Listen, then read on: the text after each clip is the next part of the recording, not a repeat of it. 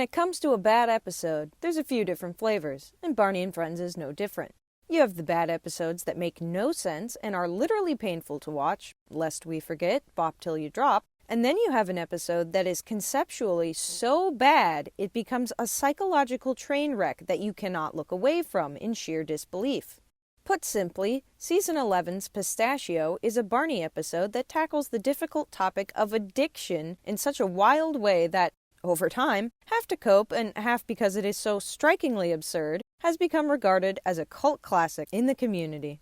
Folks might not know much about the later seasons, but they know Pistachio and all of the memes that come with it.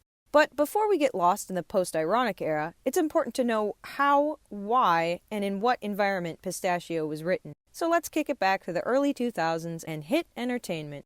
After acquiring the rights to Barney in 2001, the British-American hit oversaw the production of Season 7, which came after a short hiatus. While it was produced by a new team, and despite a whole new setting, this season of Barney and Friends retained a lot of that familiar feel that fans old and new couldn't get enough of.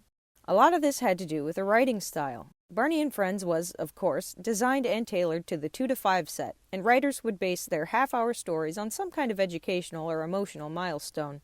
That was until Season 10. Season 10 divided the episodes into 2 11-minute segments, took a lot of the focus away from the American cast of kids. I guess the British couldn't handle them. This is an abridged retelling, but the most important takeaway is that management changed the writing style of the episodes to what is referred to as conflict-based. I've always had a bit of a problem with how the conflict-based episode framework gets recontextualized in discussions about how the show's format changed over time. While, yes, as mentioned, there were episodes of the show that were simply following along with the set curriculum with applicable songs written in to keep the young audience connected and understanding what was going on, and there is nothing wrong with that, that's absolutely not to say that there weren't also episodes where there was a thematic conflict. The word conflict is not inherently negative. It can just be the inciting incident that pushes the episode forward. For example, the conflict in my very favorite episode, An Adventure in Make-Believe, is that BJ is having a hard time using his imagination, so Barney comes up with an elaborate game to help him practice and feel good about it. That's not a negative or hard-to-grasp concept. It's a conflict because it's something that a character is dealing with, or it's just something that gives the episode a reason to exist. The genuine, actual conflict issue that arose in Seasons 10 and 11 was because the type of conflicts the new guard were trying to jam into the story could not play out properly in 11 minutes and were too overly complex for the target audience. Additionally, these conflicts were almost always derived not from the characters trying to achieve/learn something or go on an adventure, but out of interpersonal squabbles and arguments that were almost always born out of anger or misunderstanding. We should probably be calling this the 11 minutes of uncomfortable group therapy era, if anything. It's widely circulated that Pistachio came about as a joke in this writing chaos, but that's not the whole story. Take it from the writer himself, Stephen White. Longtime Barney fans know the legend in his own right, but for newcomers, he was one of the original writers for Barney and Friends, and penned countless classic episodes like The Queen of Make-Believe and the ever-iconic Imagination Island TV special. In short, he's really cool. Shout out to Stephen. To test the waters of just how mishandled the show was, White says that he tested the management team by suggesting an episode about dealing with addictions, pistachios in this case, assuming that none of them would say, "Yeah, that sounds normal for 2-year-olds." Instead, he was given the green light to go ahead and write the episode, as it was more in line with what they were looking for. Understandably floored, White went back to write the episode. And thus, our Purple Pistachio Fiend's story of addiction debuted as the premiere of Season 11, much to the shock of fans and another round of indifference from the continually dwindling audience.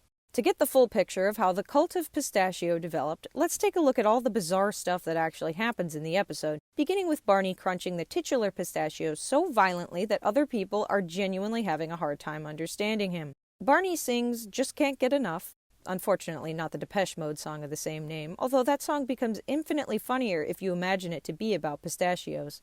After a song and dance, Barney proceeds to break the sound barrier with his crunching. The audio genuinely almost sounds like they blew out the mic, and the dino addict realizes he's out of nuts. Despite everyone looking deeply relieved, Barney insists that he has more in the caboose and leaves to get a fix. Part of what makes the episode both infamous and ironically enjoyable is that Barney is so aggressively and deliberately out of character. Barney isn't the one who's here to learn lessons. It's the kids, and yet here's BJ at his big, age of 7, wondering if he needs to confront Barney about his pistachio stash.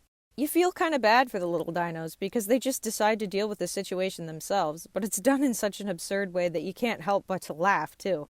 Imagine going to an AA meeting and learning Baby Bop is going to be your mentor. Barney distracts the gang from his floor-sized pile of the illicit substance that is pistachios with some homemade pistachio ice cream. He continues to pile it on them with as many ways as he can possibly manage in attempts to make his habit more palatable, leaving the three to hide what they can. Barney's not bothered, though. He has a recipe book filled with 8 trillion more potential ways to torment them. The kids putting on a story play to teach their lesson acts as a total subversion of the usual format. There's something patently strange about watching the "too much is a bad thing" metaphor play out, not for the audience, but for Barney, who is completely clueless to the point of the entire thing. He is genuinely lost to the point that Baby Bop has to straight up tell him what he's supposed to have learned. I like to think this moment embodies the whole problem with the story structure. Stephen White said, quote, "Developmentally, the audience couldn't pick up on anything other than that people were unhappy, angry, or frustrated.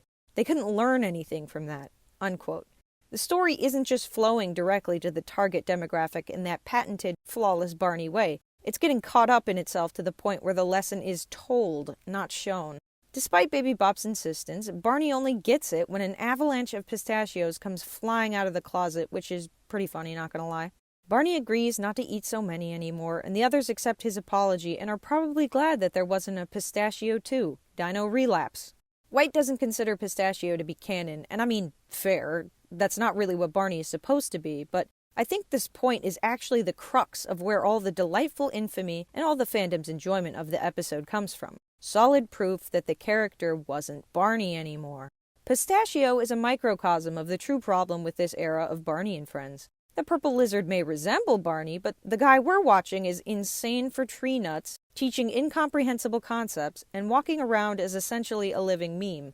I guess you could call it a coping mechanism, sure, there's that element to it, but it's also kind of another way to stick it to them as a collective. We know what's up. Chill out with the changes and get back on the right track, team. Have some pistachios to take the edge off. Season 12 returned to the original episode length and was at least a start when it came to returning to the old writing, but Pistachio's impact would still be felt from then on. Stephen White actually expressed some regret in even writing the episode at all, which I understand, but I think fans really came to appreciate it for what it is, jokes and all. It's a blip of self-awareness in such a misguided writing pool, and who better to put a name to feelings than one of the original writers? Our rally cry has a name, and it is Pistachio. While I don't think most folks would think about it this overtly, it is just funny as a trivia note and as a meme. That underlying spirit remains. You can't really go a few days in the community without seeing a reference to it, and I think that's great. Barney history, both good and bad, lives on, but Pistachio will always have a place in our irony-riddled, dino-loving hearts. If you haven't seen the episode, give it, and some other actually good episodes, a watch, and as always, if you're looking to learn more, don't hesitate to check out my friends at Barney Wiki and Barney History Fans. Thanks for watching.